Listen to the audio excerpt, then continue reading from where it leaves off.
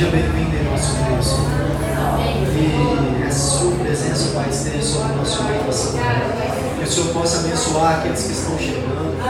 Que o Senhor possa abençoar, Pai, aqueles que já chegaram, Senhor. Cada família aqui, ó Pai, seja abençoada pelas tuas mãos, Senhor. E nós sabemos que a tua graça, Pai, já está derramada nessa noite. Nós sabemos que a tua presença, ó Pai, é mais que abundante, Senhor. Vai nos suprir, ó Pai, com o pão que é a tua palavra, Senhor. Nós te agradecemos, nós te bendizemos, ó Deus. Abençoe, ó Pai, aqueles que estão vivos, Senhor. Livra de todo o mal. Livra, ó Pai, de todo o laço, Deus, em nome do Senhor Jesus, ó Pai. Abençoe, ó Pai, a vida de nossos pastores. Que o Senhor, ó Pai, possa conceder a tua graça, a tua misericórdia, ó Pai, a tua sabedoria sobre a vida deles, Senhor. Que eles possam continuar, ó Pai, a edificar essa igreja, ó Pai, conforme a tua vontade, Senhor. Nós te agradecemos, ó Pai, em nome do Senhor Jesus, ó Pai.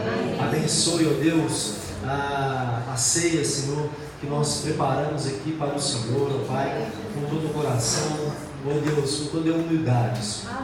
Nós te agradecemos, ó Deus, em nome do Senhor Jesus, ó Pai. Amém, Senhor.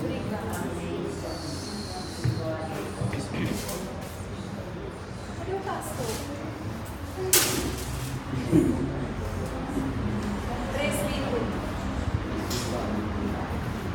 O pastor está de folga.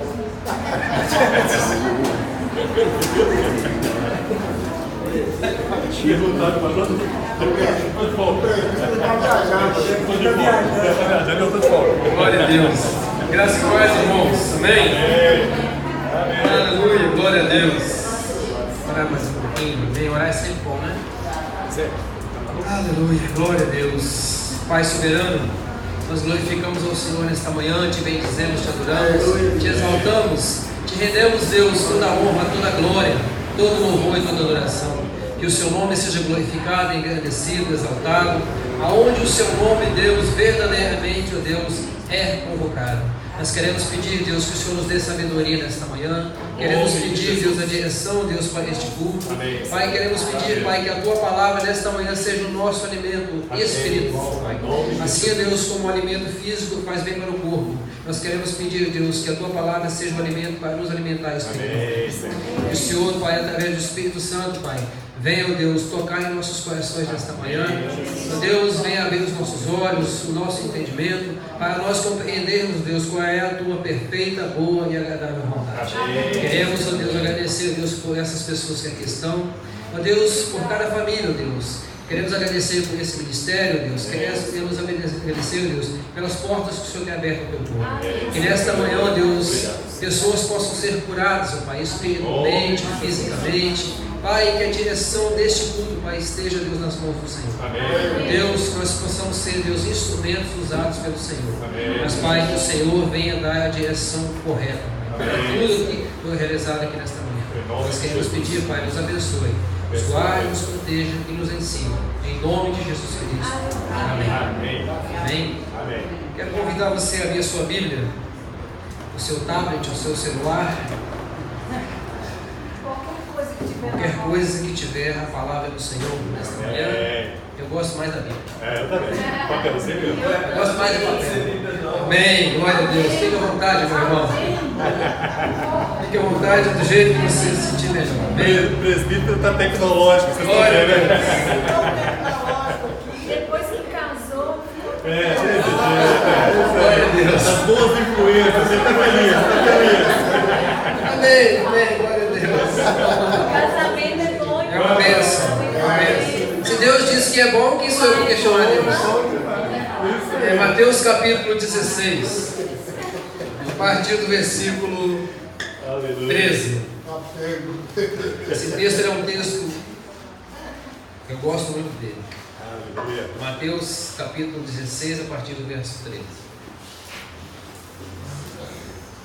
Vamos tentar não demorar muito hoje. Hoje é dia da ceia do Senhor. Amém. Mas eu vou falar alguma coisa sobre relacionada a isso. Amém. Amém? Amém. Diz assim a palavra de Deus. Indo Jesus para os lados de Cesareia de Filipe, perguntou aos seus discípulos: quem diz ser o povo? Quem diz o povo ser o Filho do Homem? E eles responderam: uns dizem João Batista, outros Elias, e outros Jeremias, ou alguns profetas. Mas vós, continuou ele, quem dizeis que eu sou? Respondendo Simão Pedro, disse: Tu és o Cristo, o Filho do Deus vivo. Filho do Deus vivo. Então Jesus lhe afirmou: Bem-aventurado és, Simão Barjonas, porque não foi carne e sangue que te revelaram, mas meu Pai que está nos céus. Também eu te digo que tu és Pedro, e sobre esta pedra edificarei a minha igreja, e as portas do inferno não prevalecerão contra ela. Dar-te-ei as chaves do reino dos céus, e o que ligares na terra terá sido ligado nos céus, e o que desligares na terra terá sido desligado nos céus. Então advertiu os discípulos de que a ninguém dissessem ser ele o Cristo. Amém? Esse texto aqui ele é um texto que ele foi criado muitas heresias em cima dele. Muitas pessoas estudando e interpretando de forma errada criaram dogmas, criaram fundamentos que hoje arrastam multidões, até mesmo no meio evangélico, não só fora dele. Ontem eu estava estudando um pouco a respeito disso. Há debates entre católicos, eles falam católicos e protestantes a respeito disso, um defendendo uma parte, outro defendendo outra. Uns dizem que esse texto aqui, a interpretação está errada porque Jesus falava o aramaico, então o que ele está dizendo aqui, ele disse em aramaico. Outros falam que não, porque o Novo Testamento foi escrito em grego. Mas na realidade, o firme fundamento disso aqui não é o significado dessas coisas aqui. E eu vou deixar isso por último, mas é uma pequena coisa que foi dita aqui. Primeiro, isso tudo que aconteceu depois de Jesus Cristo, houve aquela discussão com os fariseus, né? Onde ele ensinou os seus discípulos para eles se acautelar a respeito do fermento. Isso que foi dito depois que Jesus Cristo alimentou a multidão, quando ele estava lá na cidade de Cesareia de Filipe.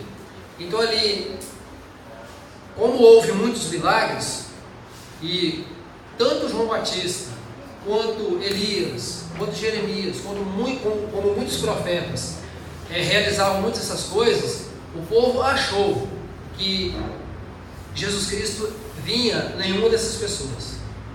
Então, entre os seus próprios discípulos, começou a haver uma certa discussão. E ele, vendo aquilo, ele começou a questionar os seus discípulos, a fé deles, onde é que estavam baseados, em quem estavam baseados. Então ele faz uma pergunta para eles, que eles mesmos tiveram medo de responder. Mas aquele que tem uma fé verdadeira firmada no Senhor, ele dá a resposta que todo aquele que confessa ser Jesus Cristo, nosso Senhor, responde. Que foi o que Pedro respondeu: Tu és o Cristo, o Filho do Deus vivo. A partir daí, Jesus começou a chamar Pedro por Pedro, e o seu nome na realidade é Simão. E Jesus fala assim: Você, Simão, filho de Barjonas, o nome do seu pai era Jonas, então Bar, filho de Jonas. Jesus Cristo passou a chamar Pedro, Simão de Pedro. No grego o significado de Pedro é Petros, o nome próprio Petros, que alguns falam que é rocha, mas não é. O nome Pedro, ele tem muito significado, mas o nome mais apropriado para Pedro é rocha, pedra pequena ou rochedo, uma pedra que precisa ainda ser lapidada, talhada. E o interessante é que a confissão de Pedro vem mudar. Nesse texto aqui a gente precisa trabalhar muitas coisas, trabalhar o significado dessas palavras. A gente tem que ir para a literatura portuguesa para entender o que Jesus Cristo falou e o que é que estava sendo naquele momento de confessar. Jesus Cristo chama Pedro por um nome próprio, e Jesus Cristo fala de pedra como uma outra coisa. Então ele diz assim: Tu és Pedro, Ele fala assim: e sobre ti eu edificarei a minha igreja. Ele fala: tu és Pedro, e sobre essa pedra eu edificarei a minha igreja. Ele dá o nome a Pedro e ele fala do que Pedro estava falando. A gente precisa entender essas coisas, correto? Perfeito. Não é assim? Perfeito. Exatamente, ele fala sobre essa. Então ele fala sobre o que Pedro estava falando, sobre a profissão de Pedro. Amém.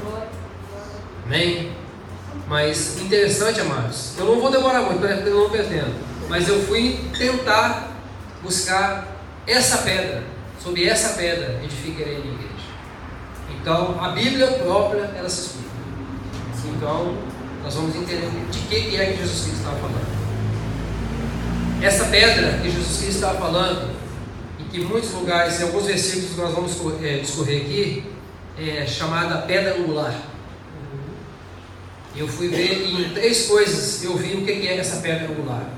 O primeiro lugar que eu vi era a construção dos arcos romanos, aonde dava a entrada para uma cidade, para um castelo, para uma fortaleza. O que era essa pedra angular?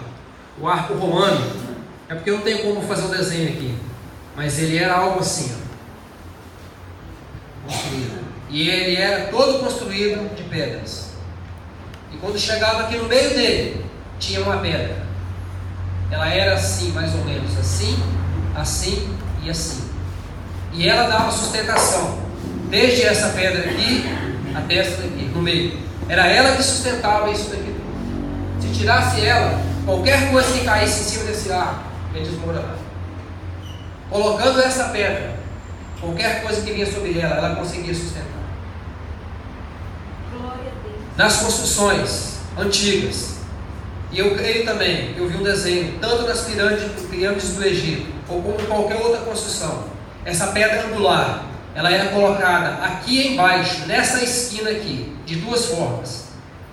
Ela era talhada, preparada para a construção, como se fosse um quadrado. E ela era colocada mesmo aqui, nesse cantinho aqui, mas não por dentro, mas por fora. Se ela fosse tirada, toda a construção perdia a sua linha. Quem trabalha com construção e com mulher sabe o que eu estou dizendo. O prumo, todas essas coisas. Através dessa pedra, tudo era edificado. Tudo era construído. Se não colocasse ela, toda a construção ficava errada.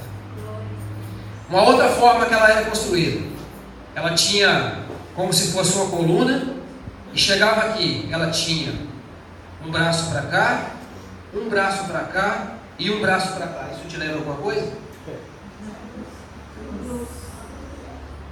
Muito bem.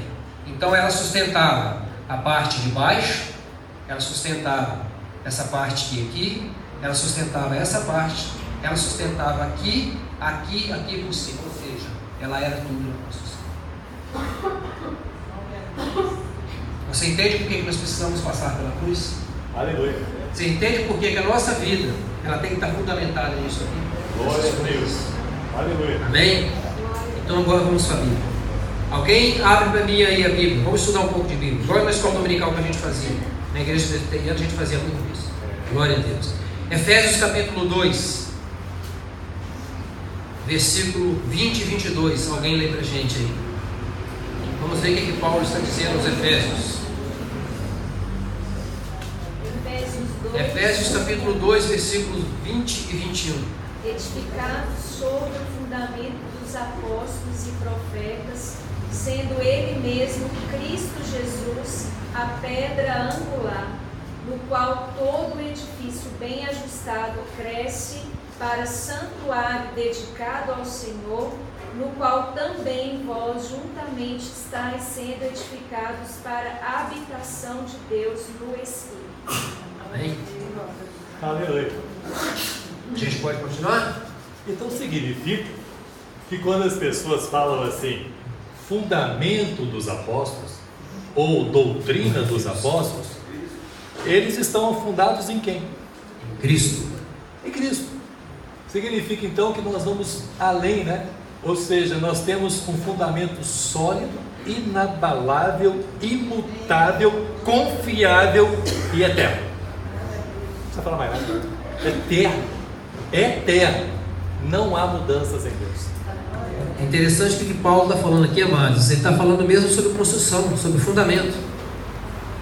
Ele está falando aqui sobre essa pedra, que a base de toda a fundação de todo o cristianismo é Cristo. Ele é tudo. Amém. Não há como professar, nós não temos como professar outra coisa senão Cristo. E essa é a doutrina principal da igreja. Cristo, o cabeça. Amém. Cristo, a rocha. Aleluia. Cristo, a pedra fundamental. Mas isso está no Novo Testamento. Então nós vamos para o Antigo Testamento. A Bíblia se completa. Salmo 118, versículo 22.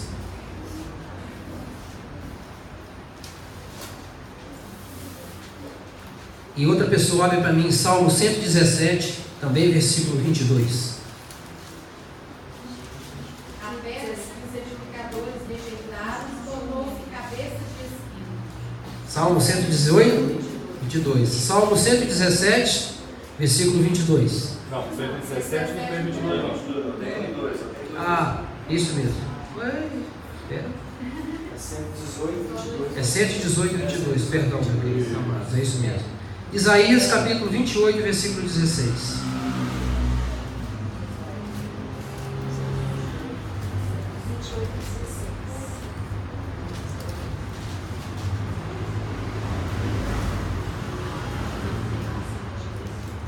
Isaías 28, versículo 16. Portanto, assim diz o Senhor Deus: eis que eu assentei em Sião uma pedra, pedra já aprovada, pedra preciosa, angular, solidamente assentada. Aquele que crer não foge. Isaías está falando aí sobre a pessoa de Cristo, sobre a sua obra, sobre a crucificação, sobre a ressurreição, sobre tudo, sobre toda a base e confissão de fé do cristianismo. Aquele que confessa ser Jesus Cristo, o Senhor de todas as coisas. Aleluia. Zacarias, capítulo 10, versículo 4.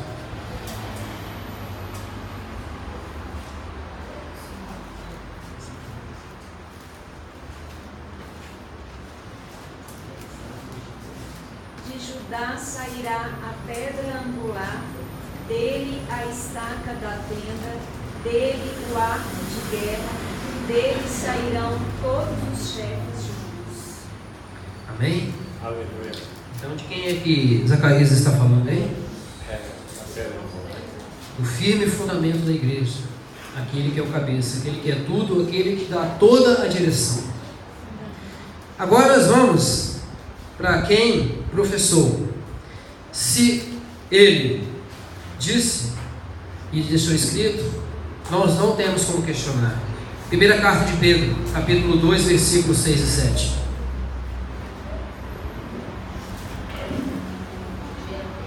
Primeira carta de Pedro, capítulo 2, versículos 6 e 7. Amados, isso só são alguns. E a Bíblia fala de muitos outros textos. Mas põe em Sião a pedra angular, eleita e preciosa, e nela crer não será desapontada. Assim para vós, que credes, ela é preciosa, mas para os descrentes a pedra que os construtores rejeitaram, foi colocada como a principal. amém? Então, amados, como eu estava dizendo no começo, muitos colocam essa autoridade na pessoa de Pedro. Ele mesmo disse, ele mesmo falou que ele não era essa pedra. Ele mesmo disse quem era essa pedra. Amém. Por quê, amados?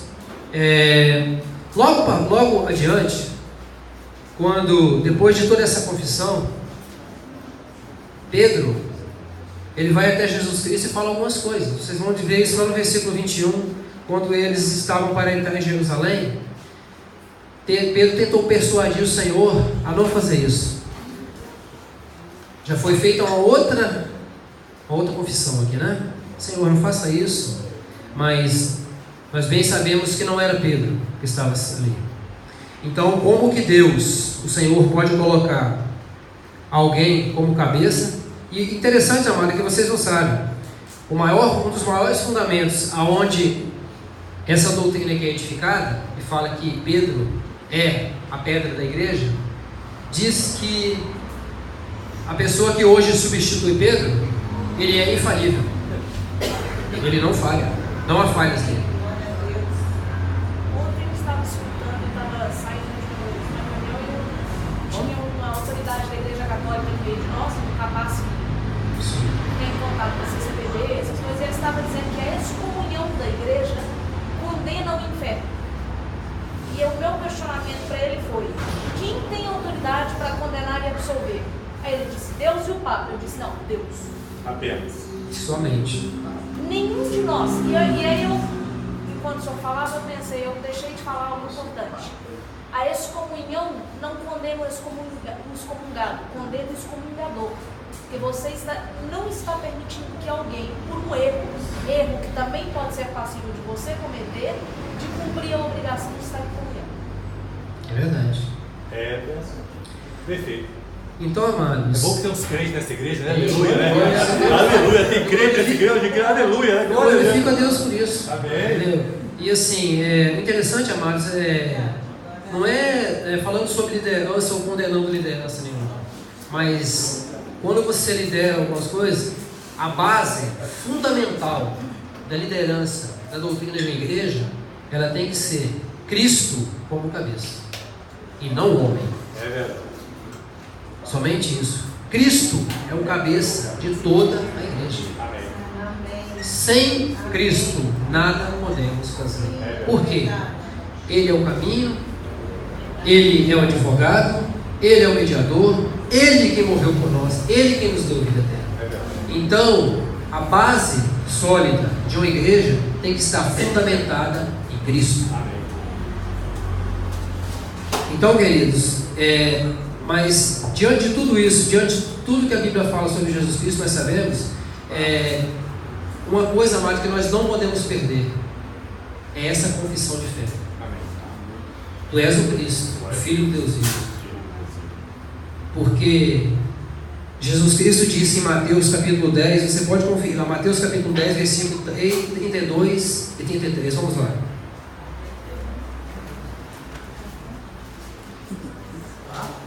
Mateus 10, capítulo 32 e 33. Jesus Cristo disse assim: portanto, todo aquele que me confessar diante dos homens, também eu o confessarei diante do meu Pai que está nos céus. Mas aquele que me negar diante dos homens, também eu o negarei diante do meu Pai que está nos céus. Isso aqui é sério. Isso aqui é algo muito sério. Porque uma igreja que coloca o seu fundamento fora da pessoa de Cristo, ele está negando Cristo. E através disso, muitos dogmas entraram, até mesmo dentro das igrejas evangélicas. As pessoas estão tirando Cristo do centro da igreja. E isso é muito sério. É por isso que Jesus Cristo disse que muitos naquele dia dirão: Senhor, Senhor. E ele falou: não, eu não vos conheço.